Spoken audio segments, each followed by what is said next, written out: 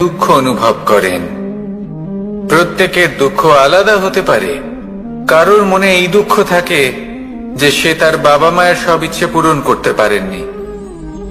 কেউ এটা ভেবে দুঃখ পান যে সে চিরকাল সদাচার করেছেন, সৎকর্ম করেছেন, কিন্তু তাও তাকে দুরাচারী বলে মনে করা হয়। কেউ এটা ভেবেও দুঃখ পান যে তার সামনে যে ব্যক্তি রয়েছেন তার চোখে তিনি শত্রু হয়ে উঠেছেন বা দুষ্ট হয়ে উঠেছেন, যেখানে তিনি হয়তো কোনো অনুচিত কাজই করেননি। এবার এই সমস্ত বিষয় নিয়ে ভেবে নিজের ব্যক্তিত্ব নিয়ে সন্দেহ প্রকাশ করবেন না। যদি নিজের ব্যক্তিত্ব নিয়ে কোনো সন্দেহ থেকে থাকে, তাহলে কর্ম সংক্রান্ত প্রশ্ন করুন যে আপনি যা করেছেন তাতে কি উচিত ছিল, কি অনুচিত ছিল। যেটা প্রয়োজন সেটা এটা বোঝার যে আপনার অন্তর্মন, আপনার বিবেক আপনাকে কি বলছে, আর আপনার অন্তর্মন আর আপনার বিবেক আপনাকে যেটা করতে বলবে শুধু সেটাই করুন। আর তারপরে এই সংসার কি বলবে, কি ভাববে সেসব নিয়ে ভাবতে যাবেন না। কারণ এই সংসার তো ঈশ্বরকেও প্রশ্ন করে থাকে, ঈশ্বরকেও দোষী মনে করে। কখনো কখনো যখন কোনো ঘটনা মানুষের ইচ্ছা অনুযায়ী ঘটে না, তখন মানুষ এটা বলে যে হে ঈশ্বর, আপনি আমার পাশে থাকলেন না, আপনি বড়ই কঠোর, এটা আপনার দোষ। যেখানে বেশিরভাগ সময় হয়তো সে নিজেই নিজের কর্মফল ভোগ করছে। আর কখনো কখনো ঈশ্বর হয়তো তার জন্য আরো ভালো কোনো পরিকল্পনা করে রেখেছেন, কিন্তু মানুষ সেটা বুঝতে পারে না। তাই দিনের শেষে যেটা প্রয়োজন সেটা হলো নিজের মনের কথা বুঝতে হবে। আপনার বিবেক কি বলছে শুধু সেটাই করুন, আর সামনে এগোতে থাকুন। আমার সাথে ভালোবেসে বলুন, রাধা রাধা। সবাই বলেন যে জীবনে কাদের সঙ্গ লাভ করছি সেটা খুব গুরুত্বপূর্ণ। এক ঝুড়ি ফলের মধ্যে যদি একটা পচা ফল আপনি রেখে দেন, তাহলে আস্তে আস্তে সমস্ত ফল পচে যায়। সেই জন্য কথায় আছে যে কুসঙ্গ থেকে দূরে থাকো। কিন্তু কি করা যায়? এই সংসার খুবই ছোট। যেখানে আমরা কাজ করি, যেখানে আমরা থাকি, যে পথে আমরা আসা যাওয়া করে থাকি, যে পথে আমরা ভ্রমণ করি, সেখানে এমন অনেক সংখ্যক ব্যক্তি থাকেন যাকে দেখে আমরা মনে করি যে এদের থেকে দূরে থাকতে হবে। তখন আমরা কি করতে পারি? তাদের কি আমরা পরিত্যাগ করব? তাহলে এই সংসারে এমন অনেক মানুষ আছেন, তাহলে কি সংসারই পরিত্যাগ করব? না, সেই ফলের মতন হবেন না যারা একটি পচা ফলের উপস্থিতির জন্য নিজেরাও নষ্ট হয়ে যান। বরং হয়ে উঠুন চন্দন বৃক্ষের মতন, যেটা আসলে সাপেদের বাসস্থান, যেখানে অনেক সংখ্যক অত্যন্ত ভয়ানক বিষধর সাপ থাকে। তারপরেও এই চন্দন, সে কিন্তু নিজের শ্রেষ্ঠত্ব হারায় না, এর মূল্য কিন্তু সেই একই থাকে। মনে রাখবেন, এই সংসারে নিজের সঙ্গ বদলানোর পূর্বে নিজেকে বদলান। নিজেকে কিছুটা এমন ভাবে গড়ে তুলুন যে কেউ আসুক না কেন সে যেন আপনাকে বিভ্রান্ত বা দূষিত না করতে পারে। আসুন আমার সাথে ভালোবেসে বলুন, রাধা রাধা। মানুষ জীবনে অনেক ধরনের সুখ লাভ করে। অর্থ সুখ, পরিবারের সুখ, বৈভবের সুখ। কিন্তু এমন একটা সুখ আছে যা বেশিরভাগ মানুষকে প্রভাবিত করে, কিন্তু সেই সুখ তাদের কোনো প্রয়োজনই নেই। সেটা হলো পরনিন্দা সুখ।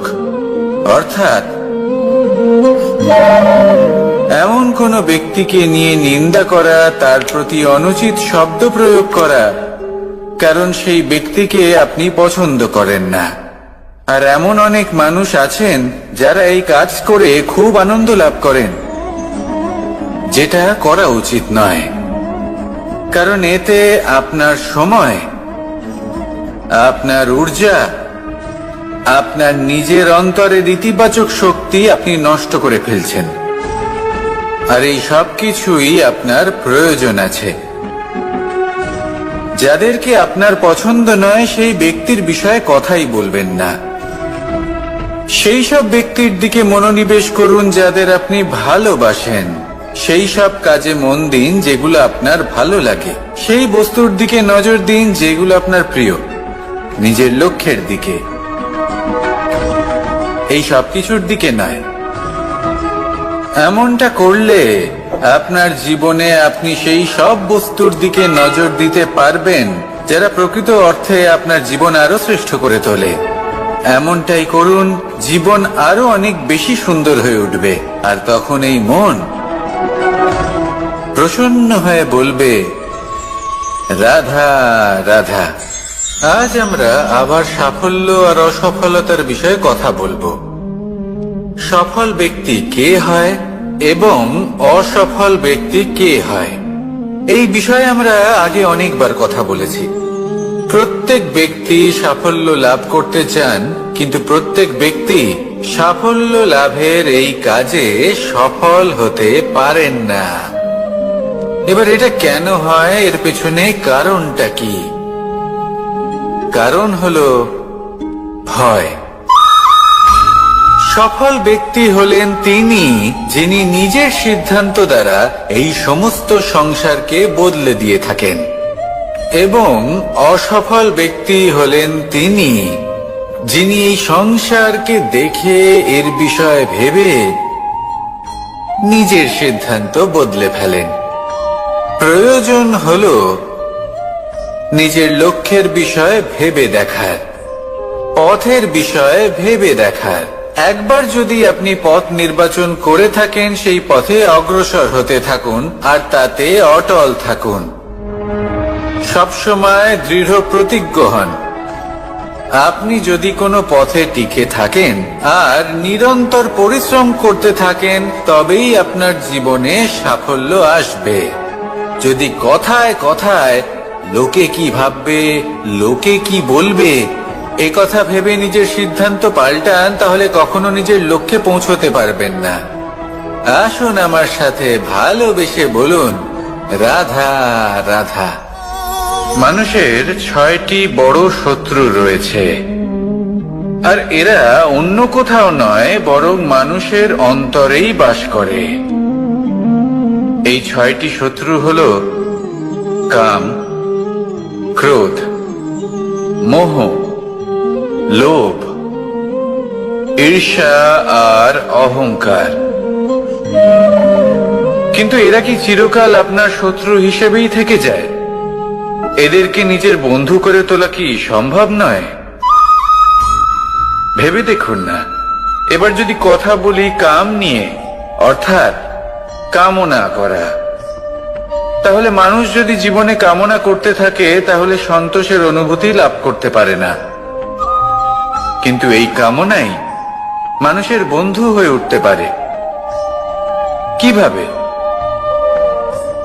ধরুন, যদি মানুষ ভাবে আমি আরো অনেক বেশি শ্রেষ্ঠ ব্যক্তি হয়ে উঠতে চাই, আর তার জন্য কর্ম করে, পরিশ্রম করে, তাহলে ভবিষ্যতে গিয়ে শ্রেষ্ঠ ব্যক্তি হয়ে উঠতে পারে কামনার কারণে। অর্থাৎ এই কামনাই ওর বন্ধু হয়ে ওঠে। কিন্তু ধরুন কোনো মানুষ যদি চায় সে শ্রেষ্ঠ ব্যক্তি হয়ে উঠবে, কিন্তু তার জন্য না কোনো কর্ম করছেন আর না কোনো পরিশ্রম করছেন, আর অধর্মের পথে চলতে শুরু করে দেন, তাহলে এই কামনাই তার শত্রু হয়ে উঠতে পারে। এবার যদি এই কামনাকে নিজের বন্ধু করে তুলতে হয়, তাহলে নিজের নির্বাচনে বিচক্ষণ হতে হবে, নিজের মস্তিষ্কের ওপর নিয়ন্ত্রণ রাখতে শিখতে হবে। সেটাই করুন আর আমার সাথে ভালোবেসে বলুন, রাধা রাধা। আজ আমরা মানুষের আরো একটি শত্রুর বিষয়ে কথা বলবো, যার নাম হলো লোভ। যে কোনো বস্তুকে অত্যাধিক লাভ করার যে বাসনা, যতটা লাভ করেছি ততটা যথেষ্ট নয়, আমার আরো চাই, আরো চাই, একেই বলে লোভ। এবার এই লোভ আপনার জীবনে শুভ না অশুভ, আপনার মিত্র নাকি আপনার শত্রু, সেটাও নির্ভর করছে আপনার উপর। যেমন ধরুন, কোনো ব্যক্তির অসম্ভব ধনের লোভ, সে সেটা অর্জন করছে আর সেটা সংগ্রহ করছে, আর সেটা লাভ করার জন্য সে অনৈতিক কাজ করছে। যদি এই সব হতে থাকে তাহলে লোভ কিন্তু আপনার পক্ষে অত্যন্ত ক্ষতিকারক। কিন্তু যদি সেই ব্যক্তি ধরুন ধন অর্জন করছেন, তার সাথে নীতিও পালন করছেন, আর সংগ্রহ করার পরে সেটা সংসারে ছড়িয়ে দিচ্ছেন, যদি এমনটা হয় তাহলে এই লোভ আপনার বন্ধু হয়ে উঠতে পারে। যদি আপনার সৎসঙ্গ লাভ করার, সৎকর্ম করার লোভ থাকে, তাহলে আপনি কখনো একা থাকবেন না। যদি ভালোবাসা প্রদান করার লোভ থাকে, এই সংসারকে সাহায্য করার লোভ থাকে, তাহলে এই লোভ যা সংসারের শত্রু, সেটা কিন্তু আপনার সাথে পরমাত্মার মিলন ঘটাতে পারে। এবার এই লোভকে নিজের মিত্র করে তুলবেন নাকি শত্রু করে তুলবেন, সেই সিদ্ধান্ত আপনারই। আসুন আমার সাথে ভালোবেসে বলুন, রাধা রাধা। কখনো এই প্রকৃতির দিকে তাকিয়ে থাকবেন। এই প্রকৃতি অনেক ধরনের শিক্ষা দেয়। কোন একটা গাছকে দেখুন, কিভাবে সে মাটি থেকে জল শুষে নেয়। সে ঝড় হোক বা হোক কড়া রোদ, সব সহ্য করে এবং অবশেষে সে ফল ধারণ করে। আর সেই ফল উৎপন্ন করার পরে সে ফল কিন্তু সে নিজে গ্রহণ করে না, এই সংসারকে প্রদান করে, যাতে পশু পাখি মানুষ তারা এই ফল গ্রহণ করে শক্তিশালী হয়ে উঠতে পারে, সুস্থ থাকতে পারে। সেভাবেই নদী, সরোবর এরা নিজেরাও কিন্তু নিজেদের জল গ্রহণ করে না, মাটিকে প্রদান করে, পশু পাখিকে প্রদান করে। সূর্য নিজেও নিজের জন্য প্রজ্বলিত হয় না, সে প্রকাশ ছড়িয়ে দিতে চায় আমাদের সবার কাছে, সে আলো পৌঁছে দিতে চায়। এই প্রত্যেকের কর্মে পরমার্থ নিহিত আছে, আর সেই জন্যই এদের সকলকে পুজো করা হয়। তাই মনে রাখবেন, আপনার কাছে জীবন যাপনের অতিরিক্ত যা কিছুই আছে তা পরমার্থের জন্য। তাহলে তার সদ্ব্যবহার করুন আর আমার সাথে ভালোবেসে বলুন, রাধা রাধা। পরিবর্তন, এটা হলো সৃষ্টির অমূল্য নিয়ম। এই সংসারে সবকিছু সময়ান্তরে পরিবর্তিত হয়, এই সময়ও পরিবর্তিত হয়। পরিবর্তন চিরকাল হয়ে এসেছে আর চিরকাল হতে থাকবে। কিন্তু এবার আমরা সেই পরিবর্তন কিভাবে লাভ করব, যেটা আমাদের প্রয়োজন, যেটা আমরা চাই। আমরা জীবনে বিকাশ চাই। এই বিকাশ কিভাবে লাভ করতে পারি? এই প্রকৃতি কিন্তু আমাদের অত্যন্ত উত্তম উদাহরণ দিয়ে বুঝিয়েছে। একটি বিন্দুর উদাহরণ দিয়েছে, যা ভবিষ্যতে একটা বিশাল নদীর আকার ধারণ করে। এটা কিভাবে হয়? মেঘ থেকে একটি বিন্দু ঝরে পড়ে সেই পর্বতের ওপর যেখানে হিম আছে। সেই হিমের সংস্পর্শে আসা মাত্র সেই বিন্দুর সাথে আরো বেশ কিছু বিন্দু যুক্ত হয়। তারপর তারা অগ্রসর হয়, আরো কিছু বিন্দু যুক্ত হয়, আস্তে আস্তে একটা ক্ষীণ ধারার রূপ ধারণ করে, এবং সেটাই ভবিষ্যতে আরো এগোতে থাকে। অনেকটা যাওয়ার পর যখন অনেক সংখ্যক বিন্দু একসাথে যুক্ত হয়, তখন সেটা বিশাল নদীর আকার ধারণ করে। এবার আমরা মানুষ বলে আমাদের সাথে এই নিয়মের অন্যথা হয় তা নয়। আমরাও এই প্রকৃতির অংশ, আমাদের ক্ষেত্রেও একই নিয়ম প্রযোজ্য। যখন পরিশ্রম করে অনেক সংখ্যক বিন্দু আমরা একত্রিত করব, তখনই পরিবর্তনের নদী প্রবাহিত হবে। প্রয়োজন হলো নিরন্তর পরিশ্রম করা এবং ধৈর্য ধরা। এটা করতে থাকুন জীবনে সবকিছু লাভ করতে পারবেন। কারণ প্রকৃতি আমাদের এটাই শিখিয়েছে, আর আমরা এই ব্রহ্মরই একটি অংশ, যার দ্বারা এই ব্রহ্মাণ্ড নির্মিত। আসুন আমার সাথে ভালোবেসে বলুন, রাধা রাধা। আমরা সকলে সামাজিক জীব। মানুষের সাথে দেখা সাক্ষাৎ করা এটা চিরকালই চলতে থাকে। আমরা কখনো কাউকে উপহার দিই, আবার কখনো কেউ আমাদের উপহার দেয়। কখনো কি এমন হয়েছে যে আপনি কাউকে একটা উপহার দিয়েছেন, কিছু সময় পরে বা কিছু মাস পরে সেই উপহারই ঘুরে ফিরে আপনার কাছেই এসেছে, অর্থাৎ সেই বস্তুটাই আপনার কাছে আবার ফিরে এলো? এরকম হয়। ছেলেবেলায় একদিন একজনের বিবাহ ছিল, তখন মা তাকে একটা উপহার দিতে চাইছিলেন।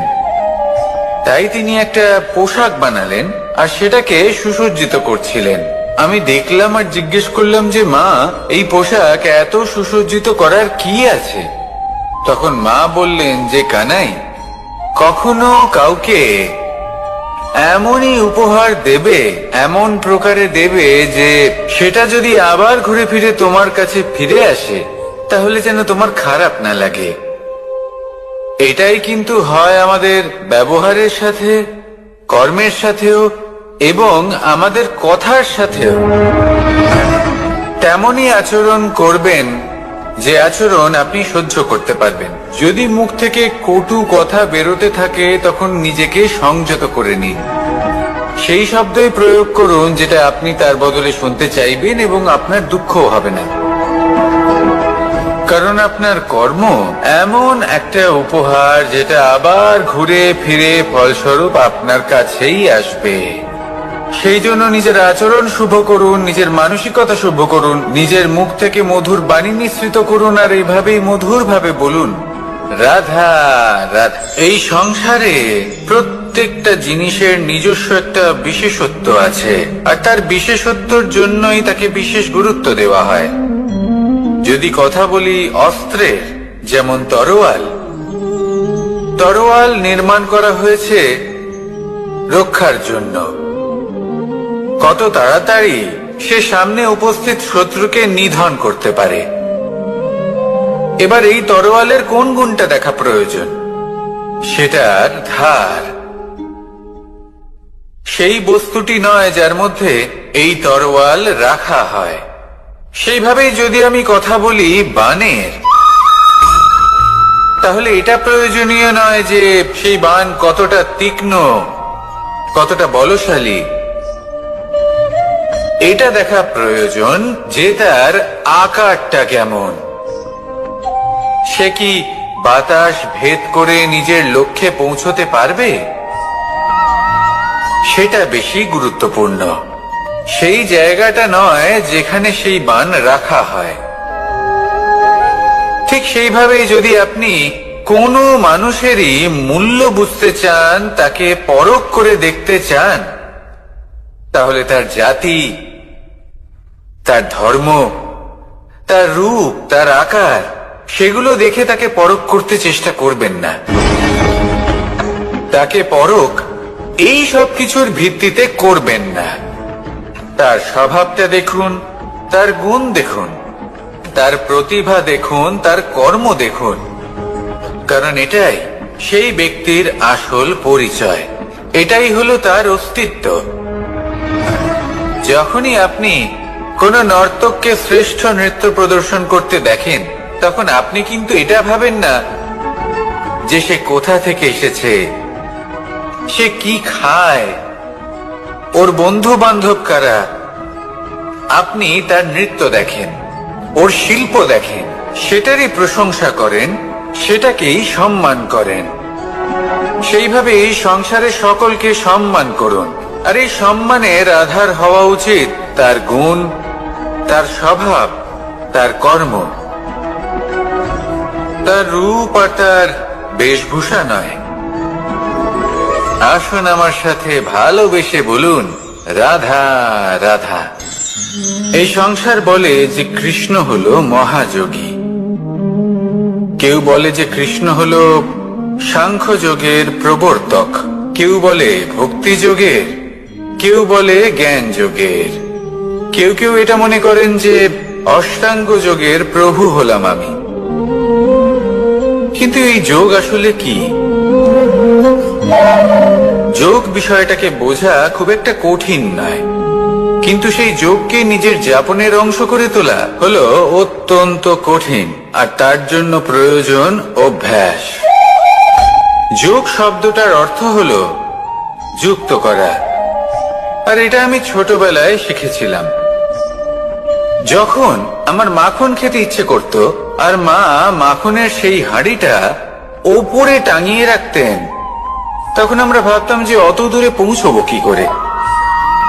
তখন আমরা যোগের বিষয়ে জানতে পারলাম, আর তখন জানতে পারলাম যে সব থেকে গুরুত্বপূর্ণ যোগ আসলে কি?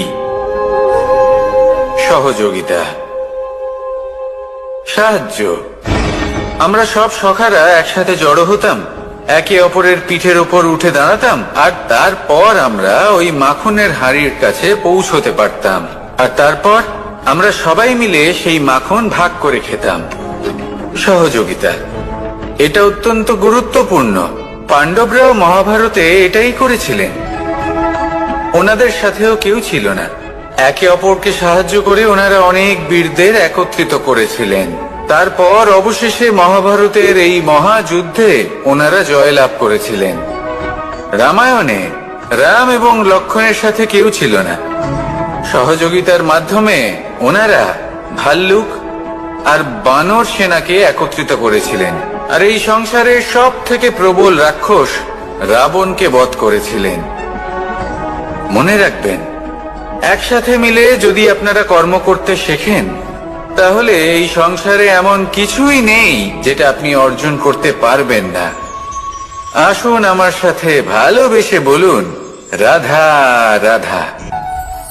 কর্ম এবং ফল। মানুষের স্বভাব হলো এটাই যে তিনি নিজের প্রত্যেক পরিশ্রমের প্রতিফল প্রার্থনা করেন। বেশিরভাগ সময় এই ফলাফলের চিন্তা করতে করতে, কল্পনা করতে করতে উনি কর্ম করতে থাকেন যে আমি এই কাজটা করলে এই ফল পাবো।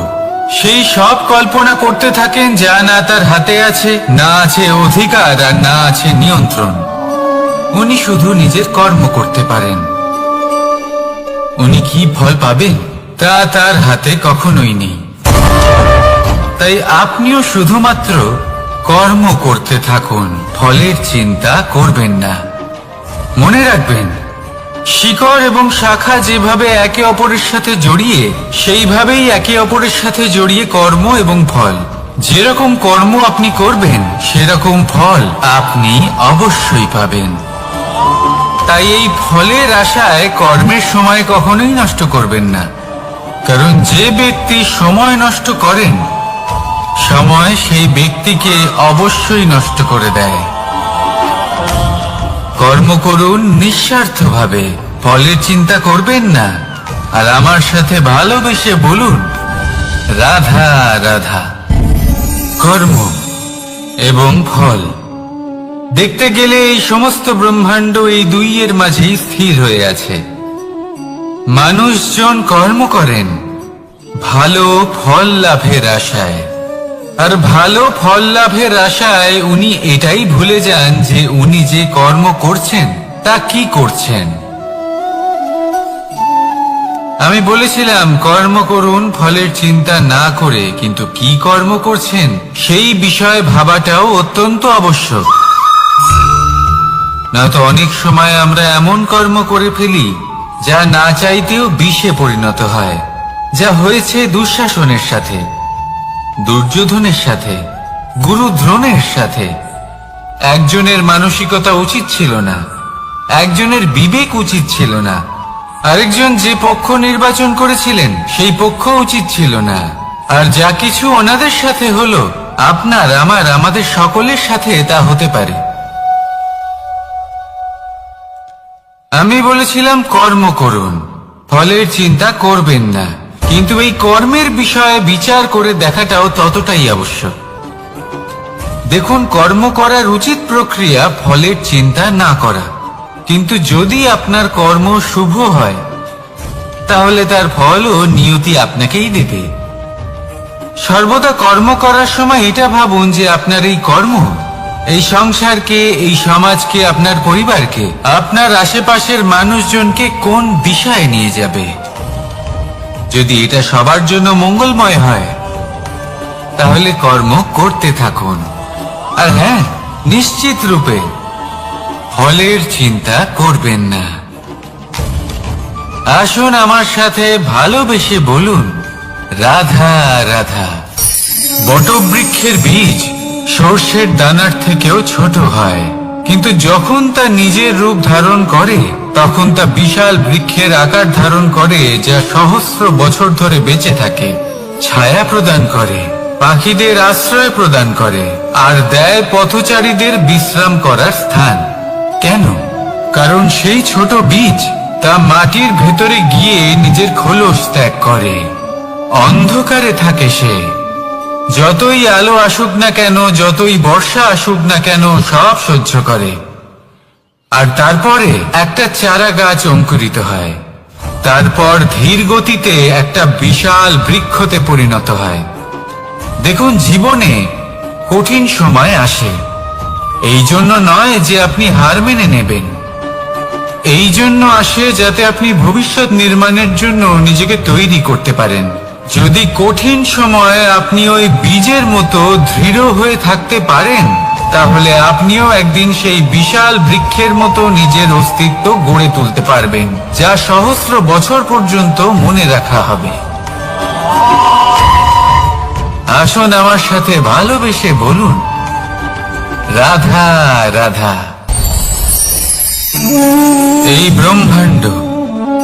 এই ব্রহ্মাণ্ড কত বৃহৎ, তাই না? যার সম্মুখে এই পৃথিবীকেও একটা বিন্দুর মতো মনে হয়।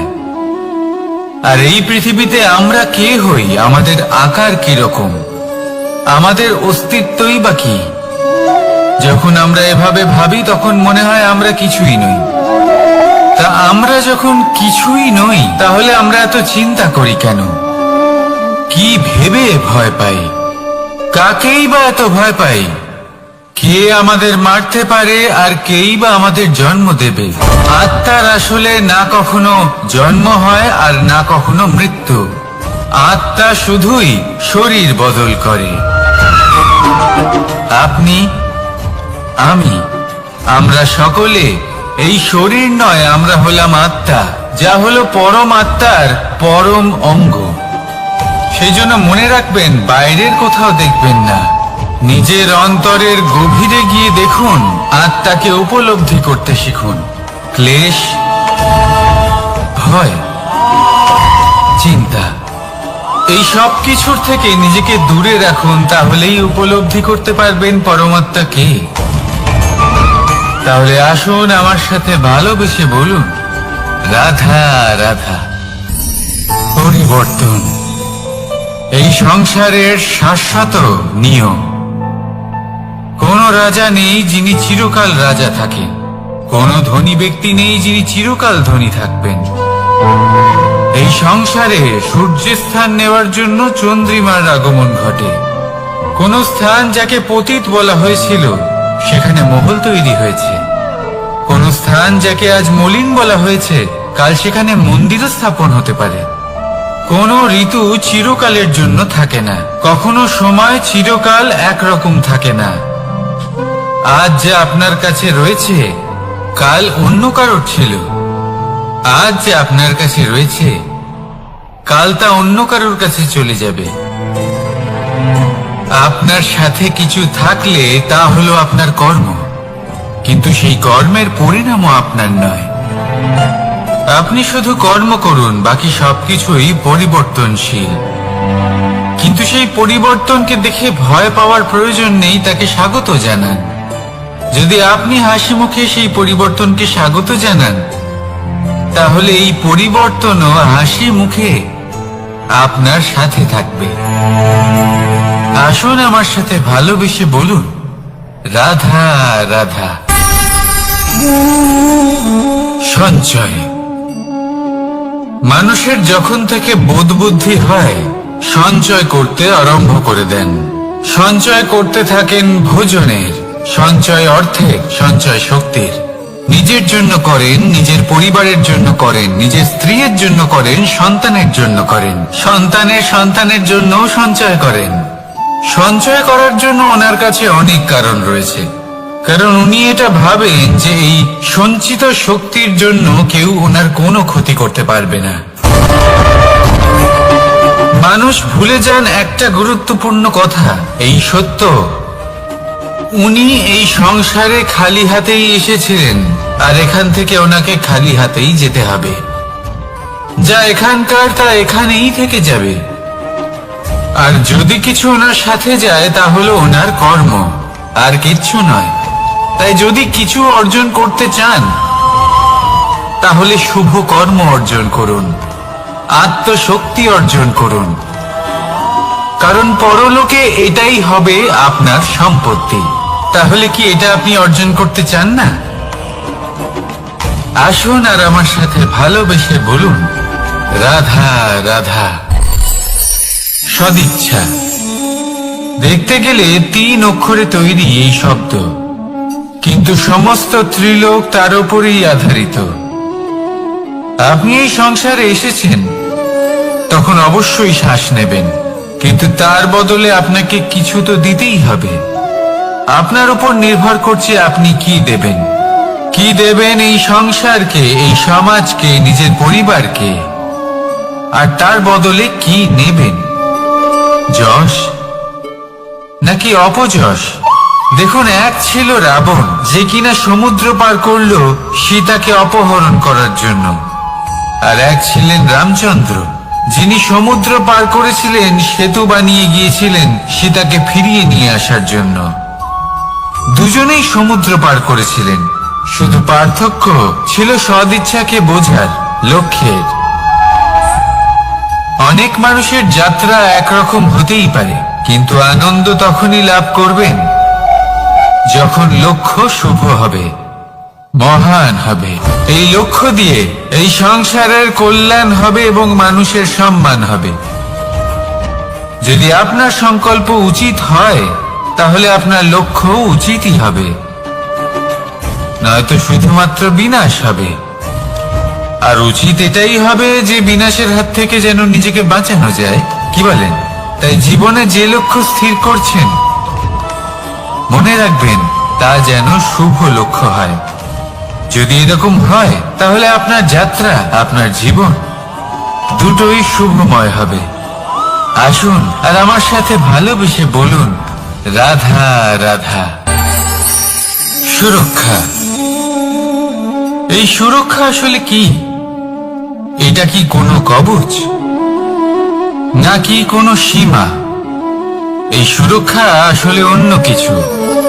আমাদের মাতা পিতা, আমাদের প্রিয়জন, আমাদের বন্ধু, এই সমাজ, আমাদের শুভাকাঙ্ক্ষী, আমাদের আত্মীয়, এনারা সবাই আমাদের জীবনে কোনো না কোনো ভাবে সুরক্ষা দিয়ে থাকেন, একটা কবচ দিয়ে থাকেন কোনো না কোনো রূপে। কিন্তু দেখতে গেলে আমাদের পরাক্রমের পথে, আমাদের বীরত্বের পথে, আমাদের সাহসের পথে এই সুরক্ষাই সব থেকে বড় বাধা হয়ে দাঁড়ায়। একবার ভেবে দেখুন, যদি আপনি কোনো সুরক্ষাই না পান, বা যদি আপনি এই সুরক্ষা ভেঙে বাইরে আসতে পারেন, তাহলে আপনার বীরত্ব চরম সীমায় পৌঁছে যায়। কেন? কারণ তখন আপনি জানেন যে এই সংসারের সম্মুখীন আমাদের নিজেদেরই হতে হবে। আপনি বুঝে যান যে শত্রুর সম্মুখীন এবার নিজের বলের দ্বারা, নিজের পরাক্রমের দ্বারা, নিজের সাহসের দ্বারা করতে হবে। আর তখন আমাদের মনের মধ্যে এই শক্তি জাগ্রত হয়। এই শক্তি অন্তরেই বসবাস করে, শুধু এটা চিনে নিতে হবে, একে জাগ্রত করতে হবে। আর এটা সুরক্ষা ভেঙে যাওয়ার পরেই সম্ভব হয়। আর যারা নিজের শক্তি সম্পর্কে জানেন, যিনি নিজেই জানেন তিনি কতটা শক্তিশালী, তিনি নিজেই নিজের সুরক্ষা কবচ চিরকালের মতো ভেঙে ফেলে দেন, ঠিক কর্ণের মতো। আর তারপরে দেখুন, আপনার পরাজয় হোক বা বিজয়ী হোক না কেন, সেটাই অনেক বড় হয়। সেটাই প্রশস্ত হয়ে থাকে।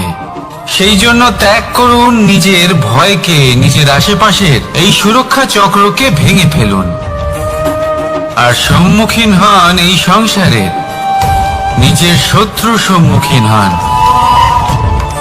পরাক্রমের এই অঙ্কুর, তা অঙ্কুরিত হওয়ার জন্য বীজের উপরের এই কবচ, এটা ভেঙে যাওয়া অতি আবশ্যক। আসুন আমার সাথে ভালোবেসে বলুন, রাধা রাধা। যখন আমরা হাঁটতে থাকি আর আমাদের পায়ে কাঁটা বিঁধে যায়, তখন মুখ দিয়ে আহ বেরিয়ে আসে, কান্না চলে আসে, আর অনেক সময় অভিশাপও বেরিয়ে আসে। কিন্তু আমরা কি কখনো এটা এইভাবে দেখেছি, এইভাবে ভেবেছি যে আমরা যে পথে চলেছি সেই পথে কাঁটা বিঁধেছে, নাকি আমরা সেই পথ নির্বাচন করেছি যাতে শুধুই কাঁটা রয়েছে? নাকি আমরা এভাবে ভেবে দেখেছি যে এই কাঁটা আমাদের কষ্ট দিতে এসেছে, নাকি এটা আমরাই বিছিয়ে রেখেছিলাম?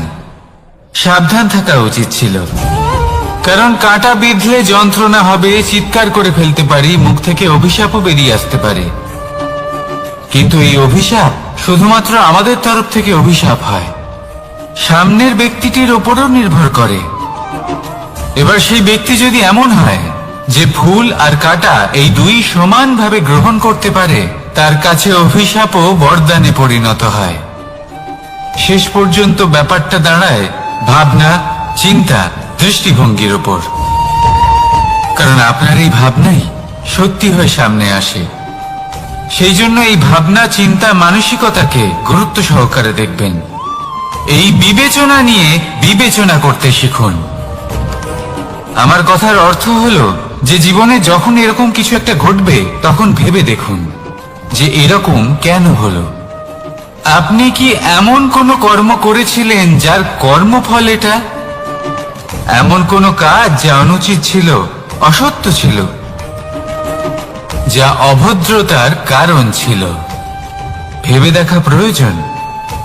দেখুন, ইচ্ছে হলো আপনার যে আপনি কি করতে চান, ভাবনা আপনার, সত্য আপনার, জীবন আপনার, সিদ্ধান্ত আপনার। আসুন আর আমার সাথে ভালোবেসে বলুন, রাধা রাধা। সময়, এই সময় আসলে কি? এই সময় একটা সরল রেখা তো কখনোই নয়। সময় হলো একটা চক্র, যেখানে এর আদি সেখানেই হলো এর অন্ত, আর যেখানে তা শেষ হয় সেখান থেকেই তার শুরু হয়। এই সময় একটা অত্যন্ত বিচিত্র চিন্তা, বিচিত্র ভাবনা, একটা বিচিত্র বস্তু যা কেউ বুঝতে পারেন না। এই সময়ের লীলা, এর কোনো প্রমাণ নেই, কোনো জ্ঞান নেই, কোনো পরিমাপ নেই। শুধু এটুকু আমরা জানতে পারি, যেখানে শেষ হবে সেখান থেকে একটা নতুন সূচনাও হবে। যা আজ আপনার কাছে আছে, কাল অন্য কারোর কাছে যাবে, তারপরে তার কাছ থেকেও অন্য কারোর কাছে যাবে, তারপরে তার থেকেও ছিনিয়ে নেওয়া হবে। এই নিয়তির একজনের কাছ থেকে অন্যজনের কাছে আদান প্রদানের এই সময় হলো আপনার সময়। এই সময় সদ্ব্যবহার করুন, এই সময়কে বাঁচুন। আপনাকে শুধু এটাই সুনিশ্চিত করতে হবে যে আপনি কোন পক্ষে আছেন। আর সত্যি বলতে কি, আপনার জীবনের পরিণাম নির্ভর করে আপনার নির্বাচনের ওপর। আপনি কোন পক্ষ নির্বাচন করছেন? তাহলে মনে রাখবেন, জীবনে সেই পক্ষই নির্বাচন করবেন যা চয়ন করার পরে আপনি সুখ অনুভব করবেন, আপনি সন্তোষ লাভ করবেন, প্রসন্নতা লাভ করবেন। আর আমি এটাই সুনিশ্চিত করব যে এই পক্ষ যেন শান্তির পক্ষ হয়, এই পক্ষই যেন প্রেমের পক্ষ হয়। তাহলে চিন্তা করবেন না, আর আসুন আমার সাথে ভালোবেসে বলুন, রাধা রাধা। আজ আমি আপনাকে এমন এক গল্প শোনাবো যা আমার নন্দ বাবা আমাকে শুনিয়েছিলেন যখন আমি ছোট ছিলাম। কাহিনী একজন সাধু আর একজন বিছের। একবার এক সাধু নদীর পাড়ে স্নান করছিলেন। উনি দেখলেন যে জলের প্রবাহে একটা বিছে ভেসে যাচ্ছে। তার প্রাণ বাঁচানোর জন্য উনি তাকে তুলে নদীর পাড়ে রাখার চেষ্টা করলেন, কিন্তু যেই সেই বিছেকে উনি হাতে তুললেন, সেই বিছে ওনাকে কামড়ে দিল। সাধু আবার চেষ্টা করলেন, সেই বিছেকে হাতে নেওয়াতে সে আবার তাকে কামড়ে দিল। আরো একবার চেষ্টা করাতে ওনার শিষ্য ওনাকে জিজ্ঞেস করল, এ আপনি কি করছেন গুরুদেব? এসব কি হচ্ছে? আপনি তারই প্রাণ বাঁচানোর চেষ্টা করছেন যে আপনাকে কামড়ে দিচ্ছে। গুরুদেব উত্তর দিলেন, যে ও বিছে হয়েই নিজের কর্ম করছে, নিজের প্রবৃত্তি, নিজের ব্যবহার বদলাচ্ছে না, তাহলে আমি সাধু হয়ে তা কেন বদলাবো? এর তাৎপর্য হলো সরল, যে সংসারে কিছু মানুষ আছেন যারা হয়তো খারাপ, দুষ্ট প্রকৃতির, আর হয়তো তারা কখনোই বদলাবেন না, কখনোই কোনো পরিবর্তন আসবে না। কিন্তু তার মানে এই নয় যে আমরা আমাদের কর্ম করা ছেড়ে দিই, আমরা আমাদের প্রচেষ্টা ছেড়ে দেব। আগে না, আমাদের তো করতেই হবে, কারণ ইতিহাস সাক্ষী আছে যে এই চেষ্টা এই সংসারের ধারাকেও বদলে দিতে পারে। তাহলে আপনিও আসুন আর আমার সাথে ভালোবেসে বলুন, রাধা রাধা। মানুষ জীবনে সবসময় শিখরে পৌঁছতে চায়, অনেক উঁচুতে উঠতে চায়, আর তার জন্য তারা কি না করে, পরিকল্পনা করে, ষড়যন্ত্র করে, প্রার্থনা করতে থাকে, আবার কারোর কাছে সাহায্যও চায়। কিন্তু এত কিছু করা সত্ত্বেও অনেক সময় মানুষ শিখরে পৌঁছতে পারে না।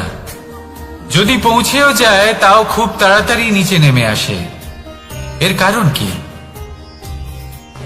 একটা উদাহরণ দিয়ে বোঝানো যাক। এই হলো ময়ূর পেখম, আর এই হলো পাথর।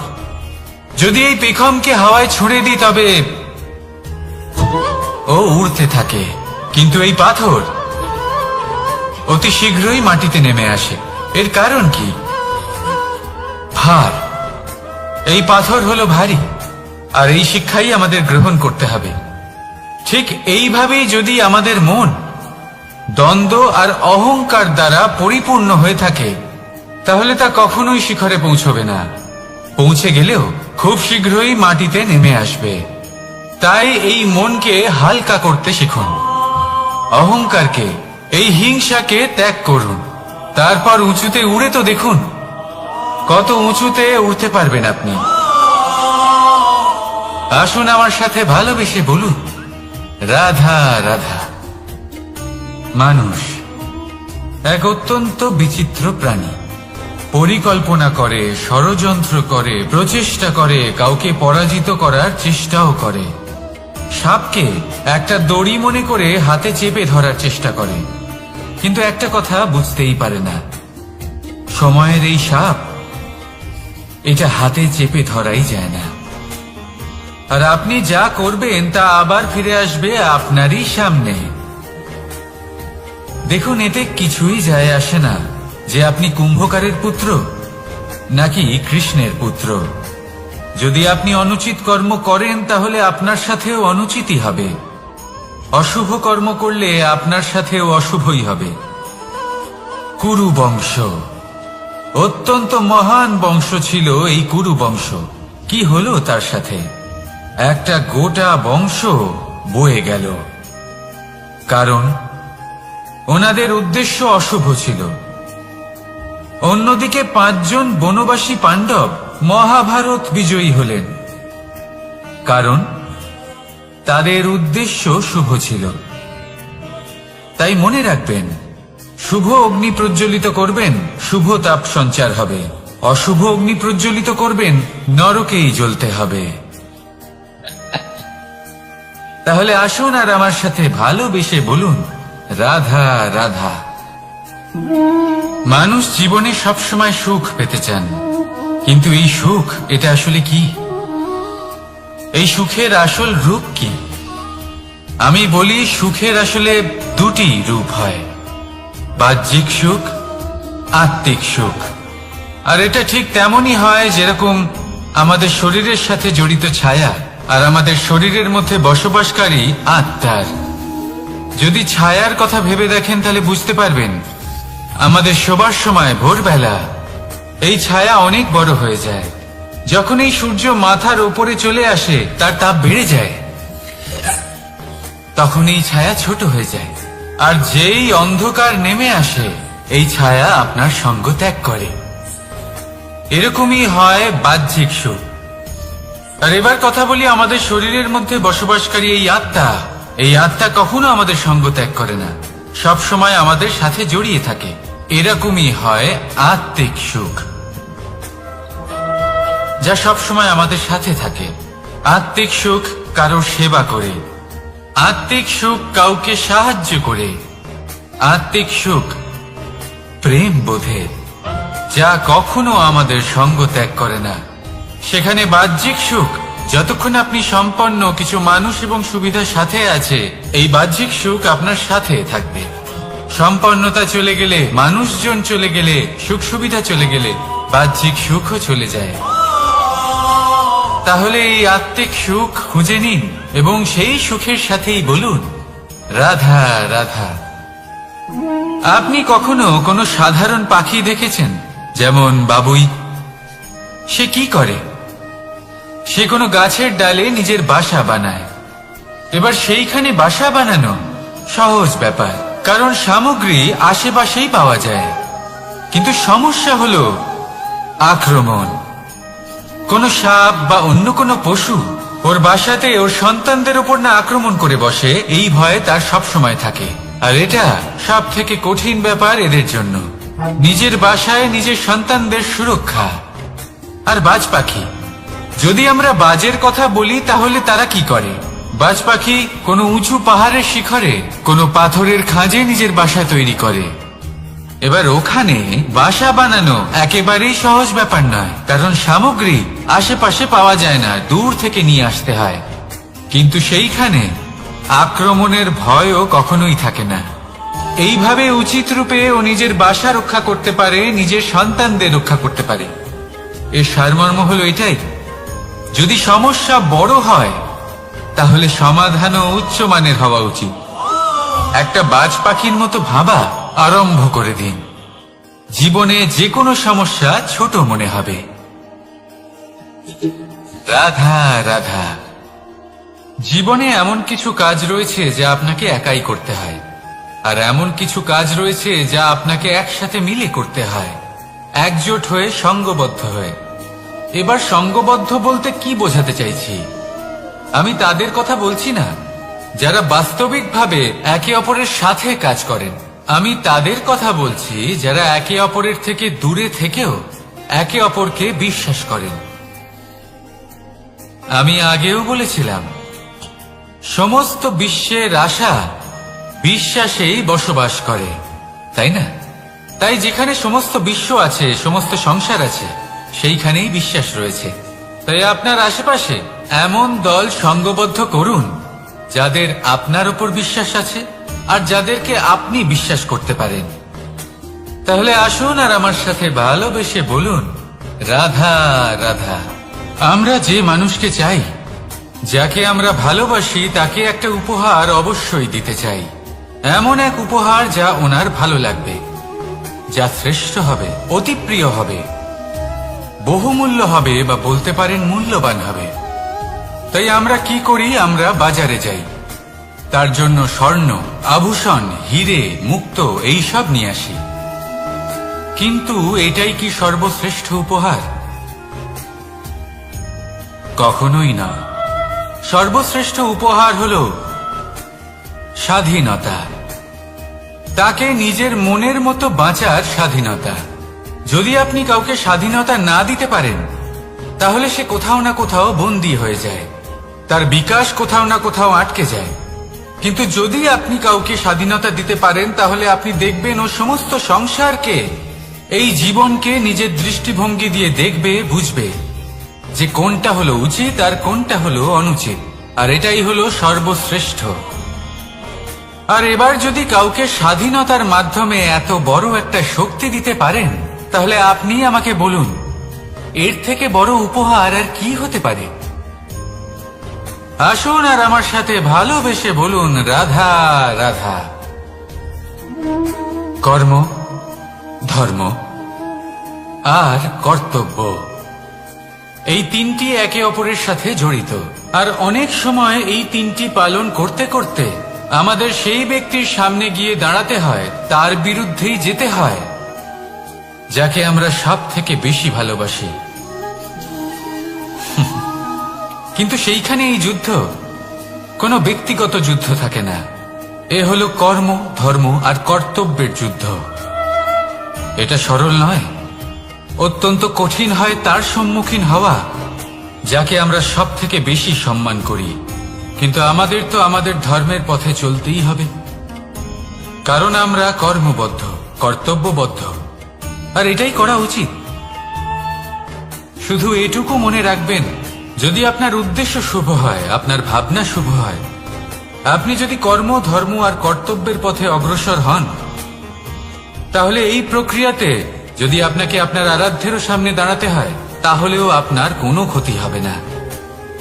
তাহলে আসুন আর আমার সাথে ভালোবেসে বলুন, রাধা রাধা। প্রেম এই সংসারে এসেছিল এই সংসারকে প্রেমের শিক্ষা দেওয়ার জন্য, এই জীবনের সুখের অনুভূতি আসলে কি তা শেখানোর জন্য।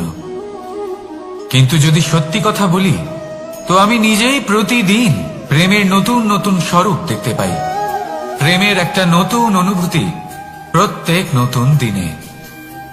আর তার কারণ হলো এই প্রেম অনন্ত, এ হলো দৈব। প্রেম হলো এই সংসারের সব থেকে বড় ঢাল এবং সব থেকে বড় অস্ত্র। এই প্রেম ছাড়া না কোনো ন্যায় হয় আর না কোনো শাস্ত্র, না জীবন আছে আর না অন্ত। এবার যদি এই প্রেম মনের মধ্যে বাস করতে শুরু করে, তাহলে কখনো কোনো সমস্যাই হবে না। আর যদি হয়েও থাকে, তাহলে তা স্থায়ী হবে না। এই প্রেম কি না করতে পারে? এই প্রেম সমস্ত সমস্যা মিটিয়ে ফেলতে পারে, আপনার মনের মধ্যে অহংকারকেও বিনাশ করে দিতে পারে, আপনাকে সাক্ষাৎ ঈশ্বরের সাথে দেখা করাতে পারে। তাই প্রেমের দ্বারা প্রয়াস করতে থাকুন, এই সংসারের প্রত্যেক মানুষকে, প্রত্যেক বস্তুকে, প্রত্যেক জীব জন্তুকে ভালোবাসবেন। আর এই প্রেমের দ্বারাই বলুন, রাধা রাধা। প্রশান্তি জড়িত নিদ্রা মানুষের জীবনের একটা অত্যন্ত গুরুত্বপূর্ণ সুখ এবং প্রয়োজনীয়তাও। দেখতে গেলে এই সংসারের প্রত্যেক পশু পাখি, প্রত্যেক জীব অবশ্যই নিদ্রা প্রাপ্ত করেন। কিন্তু মানুষ, যার মধ্যে বিচার বিবেচনা করার শক্তি অন্যদের থেকে অনেক বেশি, তার কিন্তু ঘুমের কিছু সমস্যা অবশ্যই হয়। কি বলেন? তাই তো। এবার এর কারণ কি? চিন্তা। এবার চিন্তা আমাদের সবার জীবনে আছে। আমরা সকলে জানি যে চিন্তা কখনো আমাদের সাহায্য করে না, তাও আমাদের জীবনে আছে। কেন? চিন্তার মাধ্যমে কি কখনো কোনো সমস্যার সমাধান হয়েছে? অর্থের চিন্তা করলে কি অর্থ লাভ হয়? ভবিষ্যতের চিন্তা করলে কি ভবিষ্যৎ ঠিক হয়ে যায়? স্বাস্থ্যের চিন্তা করলে কি স্বাস্থ্য নিজে থেকেই ঠিক হয়? হয় না। তাহলে এই সব কিছু থেকে আমাদের একটা ছোট্ট শিক্ষা অবশ্যই লাভ করা উচিত। আপনিও আপনার কাঁধ থেকে চিন্তার এই বোঝা নামিয়ে ফেলুন। আর ইচ্ছে, এই সব ইচ্ছে একত্রিত হয়ে আমাদের মনে চিন্তা উৎপন্ন করে। তাই এই চিন্তাগুলিকে ত্যাগ করুন, প্রকৃতির প্রেমের উপর বিশ্বাস রাখুন। মনে রাখবেন, যিনি চিন্তা মুক্ত হবেন তিনি চিতা মুক্ত হবেন। সুখের নিদ্রা প্রাপ্ত করুন, আর নিদ্রায় যাবার আগে আমার সাথে ভালোবেসে বলুন, রাধা রাধা। মহাদেব, সেই দেবতা যিনি মহান, যাকে দেবতাদের দেবতা বলা হয়, যিনি হলেন আমার আরাধ্য। কখনো আপনার মনে এই প্রশ্ন এসেছে যে শিবকেই কেন মহাদেব বলা হয়, অন্য কোনো দেবতাকে কেন বলা হয় না? সেই কারণ মহাদেবের মধ্যে ওনার মধ্যে এমন এক বিশেষ গুণ রয়েছে যা অন্য কারণ নেই। তা হলো নিঃস্বার্থ হয়ে মানুষের সেবা করা। যদি প্রয়োজন পড়ে, যদি সৃষ্টির পথে বিনাশের কালো মেঘ ছেয়ে থাকে, তখন নিজের প্রাণের চিন্তা না করে হলাহল পান করার জন্য প্রস্তুত থাকেন মহাদেব। আর এই অদ্বিতীয় ত্যাগের জন্যই শিবকে মহাদেব বলে ডাকা হয়। এবার যদি কোনো মানুষও নিঃস্বার্থ ভাবনার দ্বারা নিজেকে অর্পণ করে দেয় এই জগতের কল্যাণের জন্য, মানুষের সেবার জন্য, তাহলে তিনিও মহাপুরুষ, মহামানব হতে পারেন। যদি কেউ অভুক্ত থাকেন তাহলে নিজের থালা থেকে অর্ধেক খাবার তাকে দিয়ে দিন। যদি কেউ অসুস্থ হন তাহলে তাকে সেবা করার, চিকিৎসা করার চেষ্টা করুন। এই জীবন শুধু নিজের জন্য নয়, অন্যদের প্রতি, সমস্ত সংসারের প্রতি উৎসর্গ করুন। যদি এইসব মানুষ শিখে যান তাহলে তিনি মহাদেবের পথে অগ্রসর হতে পারেন।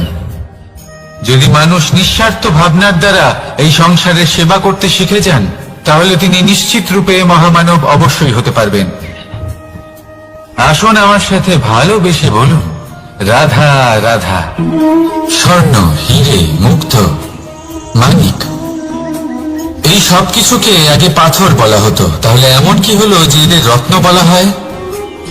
আর রত্ন তা বাস্তবে আসলে কি? এটা হলো সেই পাথর যাকে আগে আগুনের তাপ সহ্য করতে হয়েছে, পরখ করা হয়েছে, যাচাই করা হয়েছে, এদের কাটার চেষ্টা করা হয়েছে, কিন্তু তারা কখনোই নষ্ট হয়নি, বরং তারা আরো উদ্ভাসিত হয়েছে, আরো উজ্জ্বল হয়েছে, এই সংসারে আরো প্রকাশ ছড়িয়ে দিয়েছে। সেই জন্য এরা হলো এত অমূল্য, সেই জন্য এরা হলো বহুমূল্য, সেই জন্য এদের রত্ন বলা হয়। এবার মানুষের কাছেও এই নির্বাচনের অধিকার রয়েছে যে আমরা শুধু পাথর হয়ে থাকব নাকি রত্ন হয়ে থাকব। কিভাবে?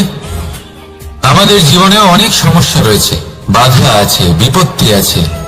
আমরা সেই বাধার তাপে উত্তপ্ত হই, এই সমস্যা আমাদের কাটার চেষ্টা করে। অনেক মানুষ বিভিন্ন পরিস্থিতি আমাদের ভাঙার চেষ্টা করে, কিন্তু আমাদের নষ্ট হলে চলবে না।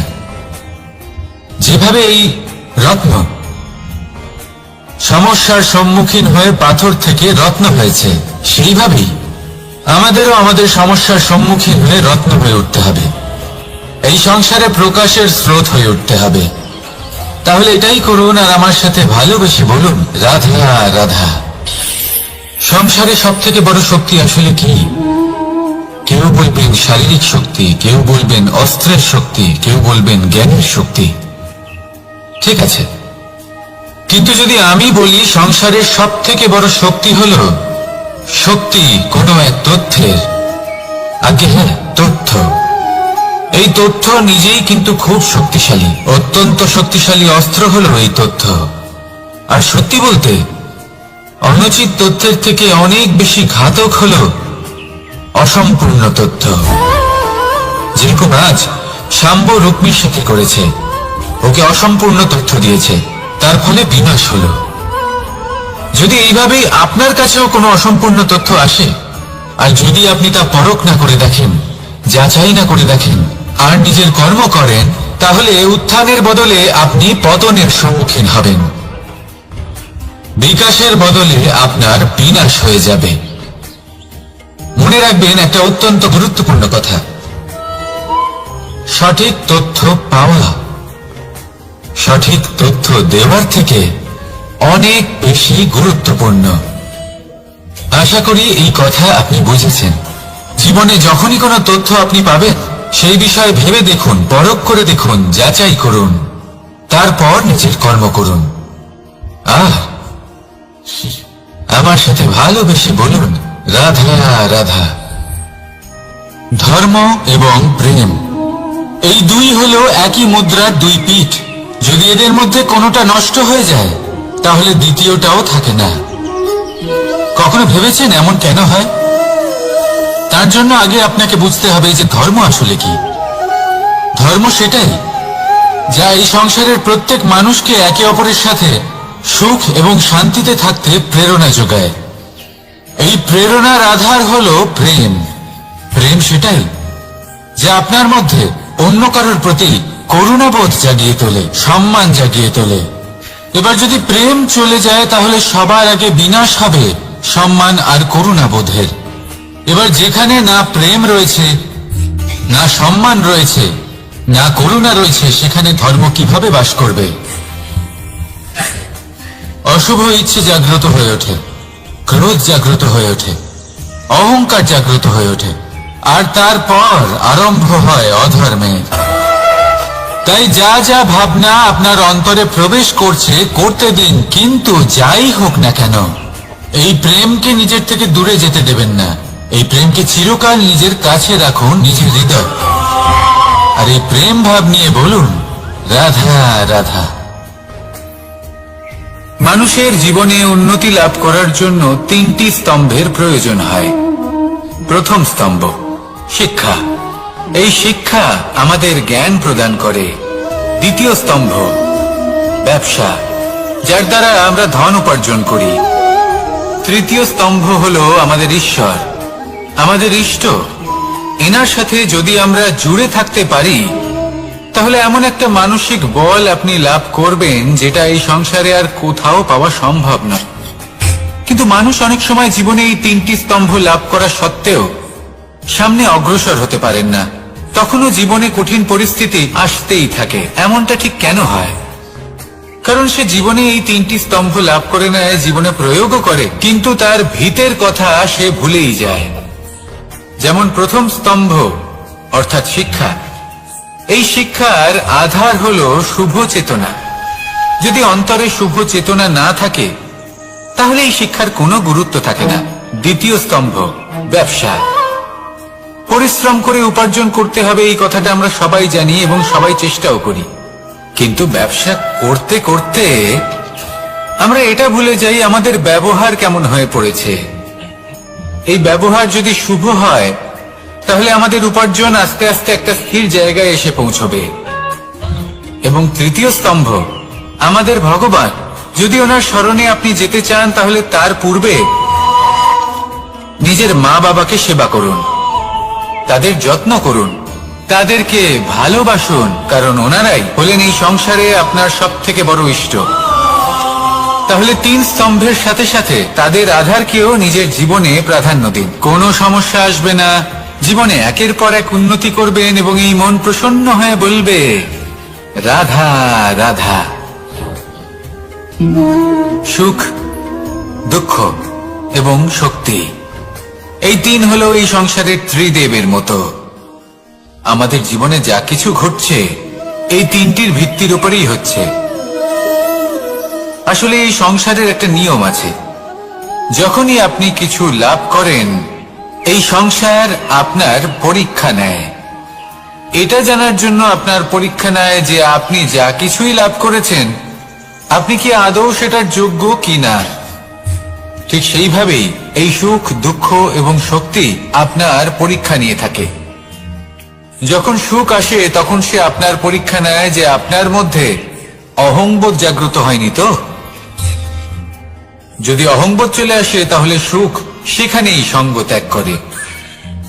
দুঃখ আপনার ধৈর্যের পরীক্ষা নিতে থাকে, আর যদি আপনার মধ্যে ধৈর্য না থাকে তাহলে এটা আপনাকে আরো বেশি দুঃখের গভীর অন্ধকারে ঠেলে দেবে। সেখানে শক্তি পরীক্ষা নেয় আপনার বিনম্রতার। যদি আপনি বিনম্র না হন তাহলে হয় এই শক্তি আপনার সঙ্গ ত্যাগ করবে, নয় এই শক্তি বিনম্রতার অভাবে আপনার পতনের কারণ হতে পারে। এই সংসারে যে কোনো ব্যক্তি যিনি এই পরীক্ষায় উত্তীর্ণ হয়ে থাকেন এই জীবনে তিনি সাফল্য লাভ করেন।